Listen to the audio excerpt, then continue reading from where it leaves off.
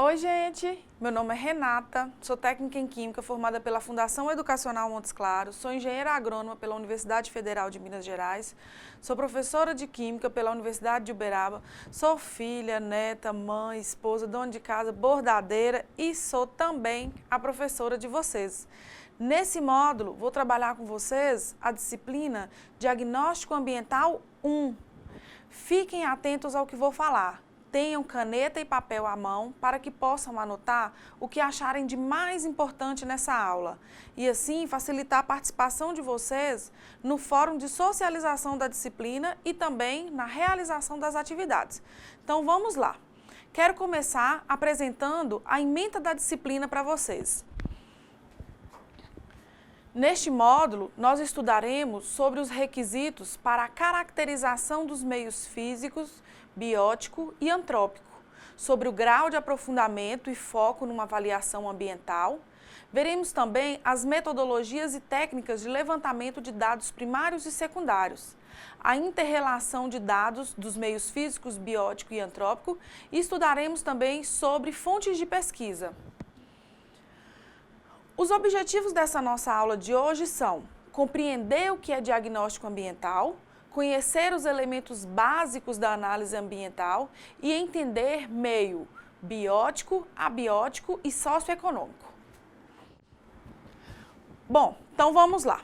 Primeiro, quero falar para vocês sobre a avaliação de um objeto. Avaliar ambientalmente uma área significa compreender e mensurar essa área, prestando atenção nas relações mantidas entre seus elementos e nos aspectos físicos, bióticos, econômicos, sociais e culturais que estejam presentes nessa área. Além disso, espera-se que o enfoque a ser adotado na avaliação não se resuma cartesianamente, não se conclua de forma reducionista, mecanicista, ou seja, a avaliação não é um relatório final, engessado, feito seguindo regras pré-estabelecidas que servem para todo tipo de avaliação. É preciso ter bom senso, bom diálogo entre os membros da equipe multidisciplinar que faz o planejamento. É preciso ter esse diálogo para se decidir o foco e o grau de aprofundamento adequado para esta ou aquele tipo de avaliação. Que é o que nos diz o autor Ricardo Macedo no seu livro A Importância da Avaliação Ambiental. Ele fala assim sobre a avaliação ambiental. Sua principal finalidade é tão somente capacitar o homem para a ação e a proação sobre uma dada região, quaisquer que sejam suas dimensões, conteúdo, dinâmica e localização. Por isso, não há regras engessadas para se fazer uma avaliação ambiental. O rumo a ser tomado depende da área em questão. Bom, gente, a avaliação ambiental, quando adequadamente desenvolvida, ela precisa estabelecer uma medida de comparação entre situações alternativas, entre a situação anterior e posterior à implantação do empreendimento. Avaliar pressupõe mensurar e comparar. Já falei isso, né? Avaliar pressupõe medir e relacionar os elementos presentes no ambiente. Agora, deixa eu só abrir um parêntese aqui sobre o pensamento cartesiano, que falei agora há pouco com vocês. O pensamento cartesiano surgiu no século XVII e foi proposto pelo francês René Descartes, esse carinha aqui da foto, ó. Segundo ele, a razão era a única via segura pela qual o conhecimento do mundo podia ser obtido. A metodologia do pensamento cartesiano funcionava assim. Presta atenção que é questão de prova, tá? Vamos lá. Primeiro, era necessário duvidar de todo o conhecimento acumulado anteriormente sobre um assunto.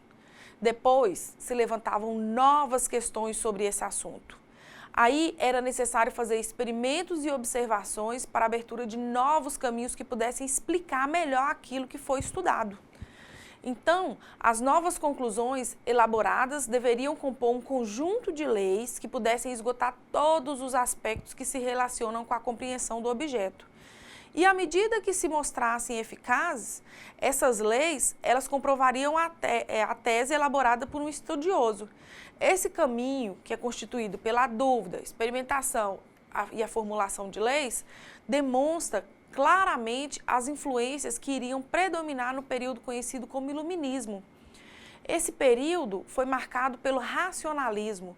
No século XVII, a razão cartesiana foi claramente respaldada pelo grande número de obras, teorias e concepções desenvolvidas no âmbito das ciências da natureza.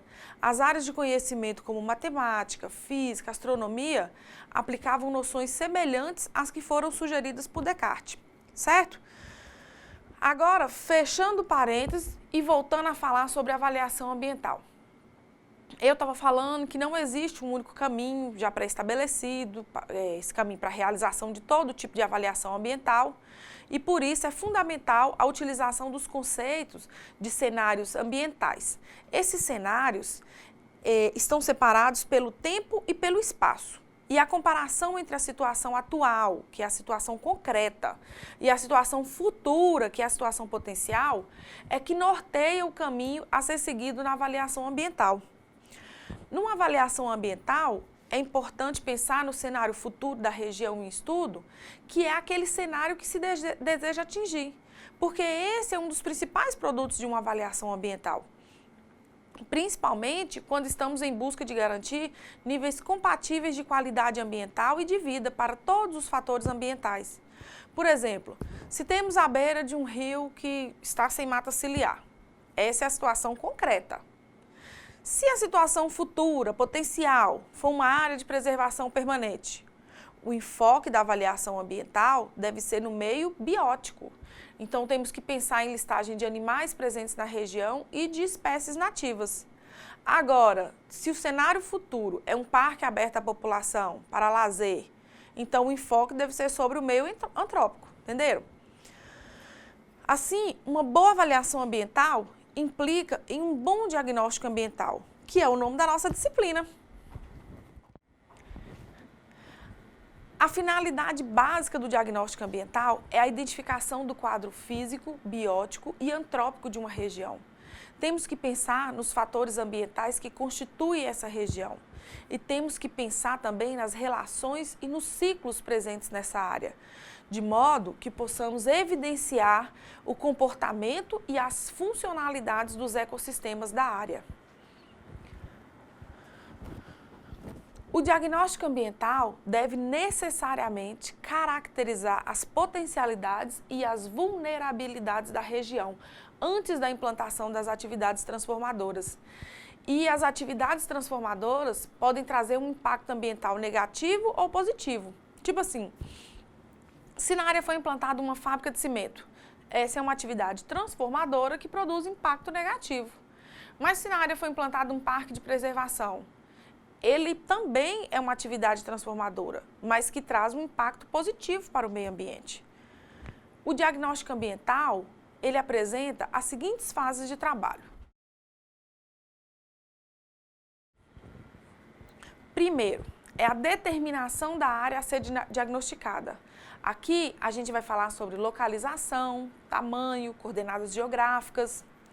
Depois, é a identificação das atividades transformadoras que ocorrem na região, ou seja, quais empreendimentos já instalados estão em operação na região. Depois, é a identificação das alterações e fenômenos ambientais derivados dessas atividades. Por exemplo, se é uma área que sofreu desmatamento, isso causou alguma mudança climática? Ou se é uma área que já tem uma areieira, isso causou alguma alteração no curso da água? Aí, em seguida, a gente faz a identificação dos fatores ambientais impactados e os respectivos indicadores ambientais de comportamento e funcionalidade. Outro exemplo, se é uma região ribeirinha onde temos pescadores, é preciso identificar os impactos gerados por essa pesca. E por último, é a formulação do cenário atual, que é o relatório final, descrevendo tudo o que foi observado, que é de fato o nosso diagnóstico ambiental. O objetivo do diagnóstico ambiental é apresentar os principais elementos do meio físico, biótico e socioeconômico. Os elementos apresentados devem ser os que são passíveis de modificações com a implantação e operação do empreendimento. Por isso, não se deve confundir estudo ambiental com o desenvolvimento de grandes enciclopédias ou de teses acadêmicas. A avaliação é um tipo de diagnóstico analítico, deve ser simples, direto e objetivo. Nesse slide aqui, a gente vê uma figura que explica bem isso. Primeiro, faça um levantamento de dados sobre a região. Depois, uma consulta com especialistas para buscar mais informações. E esses especialistas nem sempre são pessoas muito estudadas, cheias de diploma, por exemplo. Por exemplo, se você precisa de um levantamento de espécies de peixes presentes num trecho específico de um rio, ninguém melhor que o pescador, o morador, que nasceu ali na região, para saber quais são os peixes que existem lá. Aí depois, a próxima etapa é você fazer uma vistoria de campo, para ratificar as informações obtidas até então. E também coletar amostras, novas informações e, por último, faça a consolidação dos dados com a elaboração do diagnóstico. Bom, geralmente tem-se uma equipe multidisciplinar que cuida do desenvolvimento e levantamento dos elementos dos meios físico, socioeconômico e biótico. E esse levantamento serve como subsídio para o planejamento ambiental. O planejamento é um conjunto de programas que propõem ações, propõem medidas ambientais mitigadoras, compensatórias, preventivas e de monitoramento para os impactos ambientais que foram identificados lá no relatório do diagnóstico. Então, repetindo, o diagnóstico ambiental apresenta todas as características da região e serve de base para o planejamento ambiental, que define como resolver os impactos ambientais. Outra coisa que eu já disse, o diagnóstico ambiental deve necessariamente caracterizar as potencialidades e as vulnerabilidades da região. Deve caracterizar também as atividades transformadoras que ocorrem nessa área e as novas atividades que eventualmente venham a ser instaladas. Vamos ver aqui no slide um exemplo de aplicação de diagnóstico ambiental. Aqui a gente vê o exemplo de uma auditoria de efluentes industriais. Esse esquema mostra um organograma onde o diagnóstico ambiental está posicionado na primeira etapa do trabalho. Isso dá subsídio para o plano de ação. E é o plano de ação que vai propor o desenvolvimento de ações mitigadoras. Só lembrando, ações mitigadoras são ações realizadas para prevenção e atenuação de possíveis danos ambientais. Elas são praticadas a partir da elaboração de cenários ambientais atuais e futuros. Bom, gente, isso aqui é só um exemplo para entendermos melhor a importância e objetivo de um diagnóstico ambiental. A gente tem que ter muito cuidado na elaboração do diagnóstico ambiental, porque dados incompletos ou errados resultam em interpretações erradas, o que gera resultados não confiáveis. Agora, eu quero falar para vocês especificamente sobre os requisitos para a caracterização dos meios físico, biótico e antrópico. Os principais requisitos do diagnóstico ambiental estão relacionados à localização e ao porte, o tamanho do empreendimento. É importante também identificar a área de influência direta e indireta desse empreendimento. A gente pode perceber que o diagnóstico é a primeira fase de todo o processo. Vamos acompanhar aqui nos slides as fases do processo. Isso é questão de prova, viu?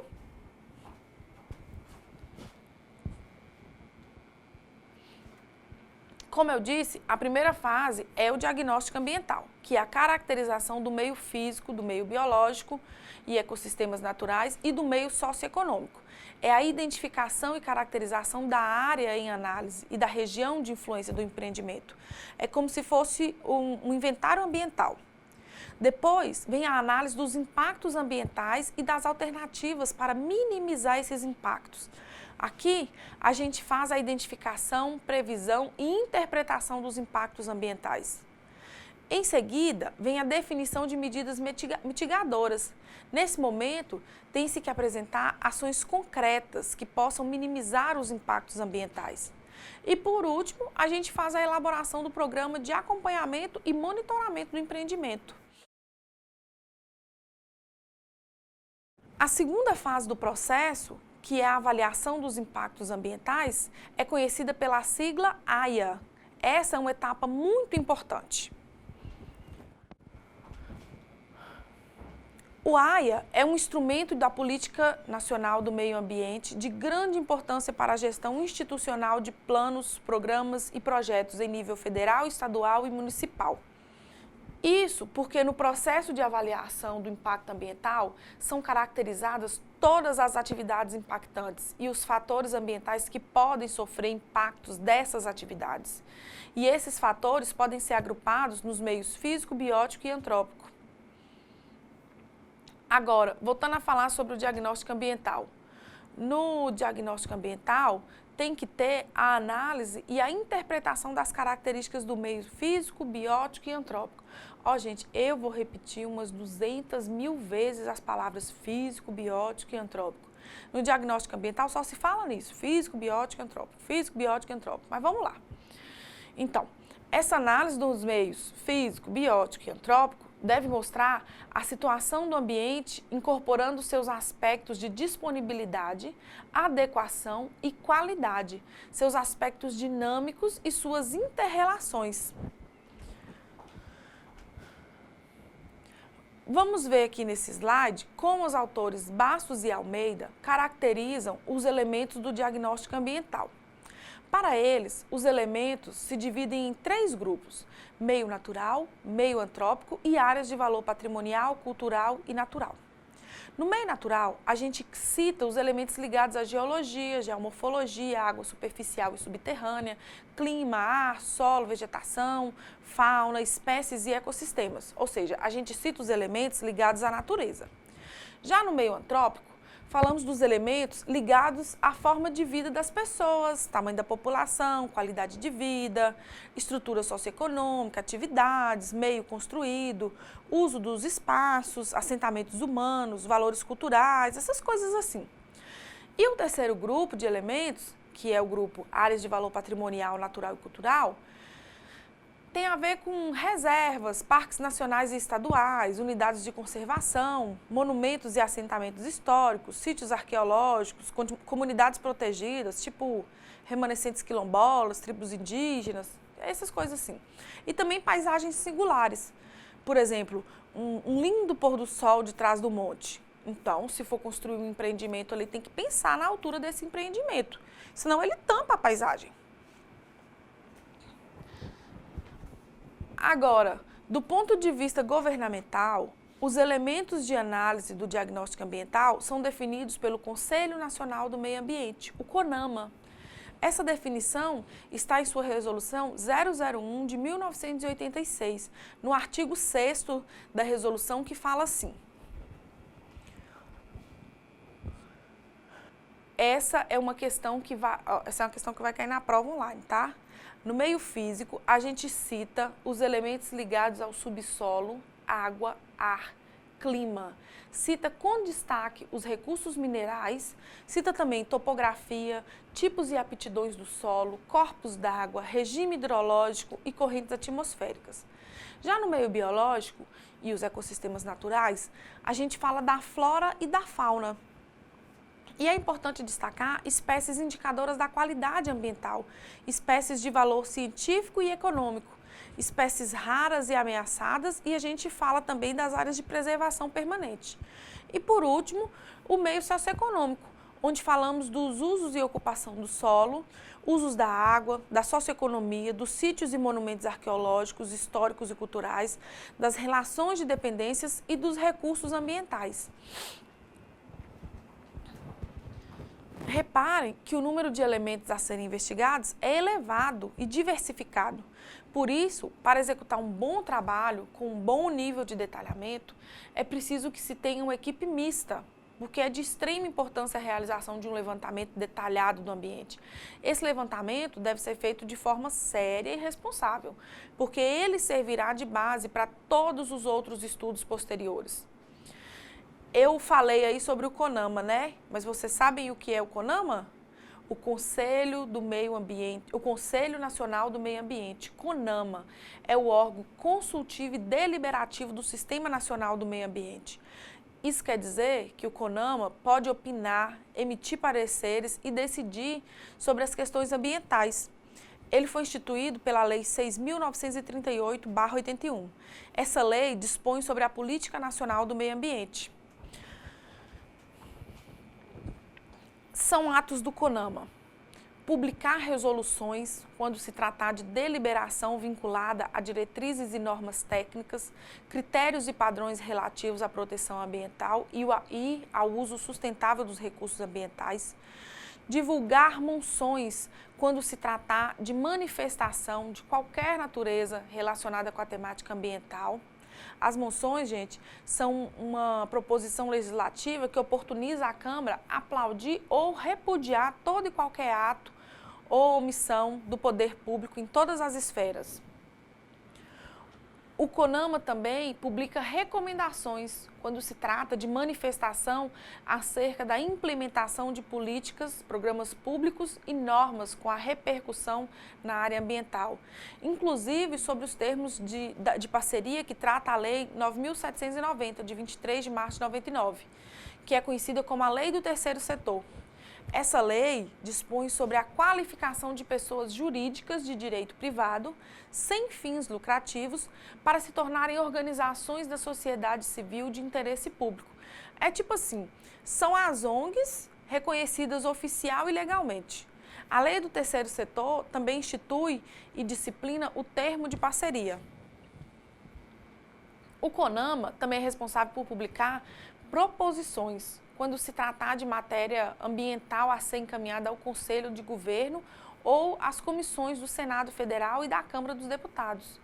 E o CONAMA ainda emite decisões quando se trata de multas e outras penalidades impostas pelo IBAMA, em última instância administrativa e grau de recurso, por meio de deliberação da Câmara Especial Recursal. Bom, voltando a falar agora sobre o diagnóstico ambiental, sobre seus elementos. Eu sou assim mesmo, viu, gente? Dou umas viagens, depois eu volto no assunto. Vai anotando tudo aí, que isso é para a vida toda de um técnico em meio ambiente, tá? Pois é, e sobre os elementos presentes no diagnóstico ambiental. O autor Luiz Henrique Sanches, em seu livro Avaliação de Impacto Ambiental, Conceitos e Métodos, ele fala sobre as características dos meios físico, biológico e antrópico. Ele define como meio físico o meio onde se caracteriza o clima e as condições meteorológicas da área. Dentro de clima, podemos citar os principais climas da Terra, que são equatorial, tropical, temperado, subtropical, mediterrâneo, frio de montanha, polar, desértico e semiárido. A classificação do clima leva em consideração a radiação, a temperatura, a pressão atmosférica e a umidade da região. Dentro de meio físico, também se caracteriza a qualidade do ar e os níveis de ruído.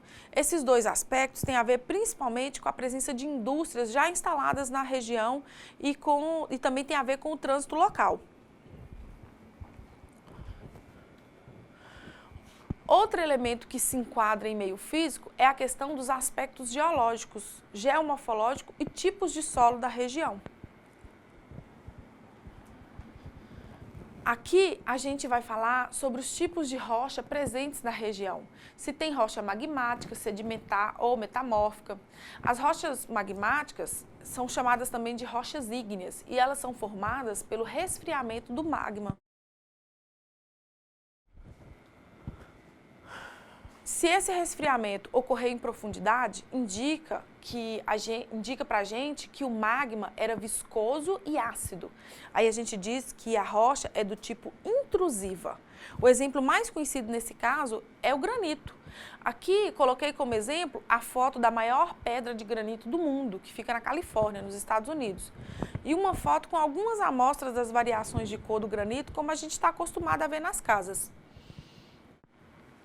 Agora, se o resfriamento do magma ocorrer na superfície, indica para a gente que esse magma era básico e fluido e dá origem a rochas como basalto. Aqui coloquei uma foto de uma formação de basalto na Escócia. É lindo, né? Agora vou falar para vocês sobre as rochas metamórficas. Elas são formadas pela ação da pressão e das altas temperaturas em grandes profundidades sobre outros tipos de rochas já existentes. Essa temperatura ela não é suficiente para derreter a rocha, mas ela é suficiente para provocar recristalização dos minerais, originando assim um material diferente, com propriedades diferentes. Aqui nesse slide eu coloquei uma imagem só de curiosidade, para a gente ver que rocha que dá origem a outra rocha. Aqui, ó, o granito, que é uma rocha ígnea intrusiva, dá origem ao gneiss. O arenito, que é uma rocha sedimentar, dá origem ao quartzito. E o calcário, que também é sedimentar, dá origem ao mármore. Nesse slide aqui, a gente consegue entender melhor o que acontece no metamorfismo. Primeiro, a gente tem uma pedra de granito, que é uma rocha magmática. A gente percebe os minerais tudo misturadinho, são esses pontinhos coloridinhos. Depois, no gneiss, a gente consegue perceber que existe uma orientação, os minerais estão organizados, todos numa mesma direção. E por último, eu quero falar para vocês sobre as rochas sedimentares. Um dos processos que dá origem às rochas sedimentares é a litificação, também conhecida como diagênese. O intemperismo desgasta as rochas já existentes. Esses sedimentos são carreados pela água e pelo ar e geralmente se depositam no fundo dos oceanos. Aí vai depositando e fica cada vez mais grossa a camada de sedimentos. Essa sobreposição de camadas aumenta o peso e a pressão e dá origem a um processo chamado litificação, que é a consolidação dos sedimentos. E o que era um oceano no passado, noutra era geológica, se torna continente. Aí aparecem as rochas sedimentares, que um dia estiveram cobertas por água. A deposição de sedimentos é ininterrupta. Isso dá origem a várias camadas, como a gente pode ver nessa foto. E geralmente as rochas sedimentares são menos duras do que os outros tipos de rochas. Nesse outro slide, aqui a gente vê o tipo de sedimento e o tipo de rocha sedimentar que ele dá origem. As pedras dão origem a conglomerados. A areia dá origem ao arenito e a argila dá origem ao argilito. E o tipo de rocha sedimentar mais conhecido é o calcário. Sua cor varia do preto ao branco, dependendo do tipo e quantidade de impurezas que tem. Um bonito exemplo do seu uso é em Portugal, nas calçadas feitas pelos mestres calceteiros, que a gente vê nessa foto aqui, ó. Outro tópico do diagnóstico ambiental, que também deve ser descrito dentro do meio físico, é o tópico tipos de solo. Existem 4 tipos básicos de solo: calcário, argiloso, arenoso e úmico. E desses derivam vários outros subtipos que têm a ver com a proporção de areia, silt, argila e matéria orgânica, que vão formar uma nova mistura, que forma um novo tipo de solo. Os solos arenosos, eles retêm pouca água e nutrientes, porque eles têm muitos poros, o que facilita o escoamento da água. Eles são muito comuns em áreas de cerrado aqui no Brasil. Já os solos argilosos retêm mais água e nutrientes. E os solos orgânicos são formados por materiais orgânicos em processo de decomposição. E eles têm também areia e argila. Por último, dentro de meio físico, quando a gente vai fazer o diagnóstico ambiental, a gente fala dos recursos hídricos presentes na região. Se tem rio, córrego, lagoa, nascente, se está poluído, é navegável, é usado para irrigação, pesca, é usado como área de lazer, essas coisas assim. Agora, vou falar para vocês sobre o meio biológico. Nesse tópico, deve-se fazer a caracterização dos ecossistemas terrestres, dos ecossistemas aquáticos e dos ecossistemas de transição. De acordo com o dicionário Michaelis, acho que é assim que fala, viu? Então, ecossistema é uma palavra do gênero masculino que significa sistema formado por um meio natural, que é o clima, solo, água, formado pela comunidade de organismos animais e vegetais e formado pelas inter-relações entre todos esses fatores. Para termos um ecossistema completo, precisamos de 4 componentes. Vamos ver lá nos slides. Os fatores abióticos, que são temperatura, água, luz, salinidade e outras coisas assim. Os seres autótrofos, que são os seres que produzem seu próprio alimento, são fotossintetizantes. Os consumidores, que são seres que se alimentam de outros seres vivos, né, que se alimentam de plantas ou de animais. E os seres decompositores, que são aqueles seres vivos que se alimentam de matéria morta. A diferença básica entre ecossistema terrestre e aquático é óbvia, né? É a quantidade de água. Isso faz com que tenhamos formas de vida completamente diferentes, mas continuamos tendo seres produtores, consumidores e decompositores. Agora, os ecossistemas de transição, como o nome sugere, são aqueles que apresentam a passagem de um ecossistema terrestre para o aquático ou vice-versa. Os estuários, as dunas, os manguezais e as praias são exemplos de ecossistemas de transição. Estuário, gente, é aquela região onde o rio deságua no mar, viu? É a foz, é a região da foz do rio. Então, gente, nesse momento do diagnóstico ambiental, nós vamos fazer um inventário da região, listar cada tipo de espécie de planta e animal que vive naquela área, certo? Agora, outra questão de prova é sobre o meio antrópico. Nesse momento do diagnóstico ambiental, nós vamos fazer a caracterização da dinâmica populacional, onde através de pesquisas, principalmente nos arquivos do IBGE, nós vamos saber a variação populacional da área, nós vamos saber quantos são, quantos nasceram, quantos morreram. Vamos fazer também a caracterização do uso e ocupação do solo, lembrando que precisamos de informações no mapa da área. Aqui nesse tópico, a gente identifica as áreas que são residenciais, que são comerciais, industriais, rurais, as áreas de valor histórico e cultural, áreas onde estão instalados hospitais, estádios, universidades, lixões, aterros sanitários, cemitérios, áreas de reserva florestal, proteção de manancial, ou seja, a gente vai caracterizar o tipo de construção que tem na área ou o tipo de ocupação da área. Aqui nesse slide, eu coloquei um exemplo de mapa de uso e ocupação da cidade de Açaí, no Paraná. Então, a gente pode ver no mapa que ele usou cores diferentes para identificar as áreas e colocou a legenda de ladinho, mostrando o que é com cada cor. Percebemos, por exemplo, que a zona comercial se concentra no centro do mapa, o que aparenta ser uma avenida principal, talvez, que é essa corzinha escura, acho que é roxo, sei lá. Há várias zonas industriais, mas a que se destaca aqui no mapa, ela está afastada da cidade, que é o que aparece no mapa como área institucional, com essa cor laranjada, cor de terra, sei lá, onde estão hospitais, estádios, universidades, centros cívicos, rodoviária, coisas desse tipo. Isso aqui, gente, é só um exemplo para vocês terem uma ideia do que é o mapa de uso e ocupação do solo.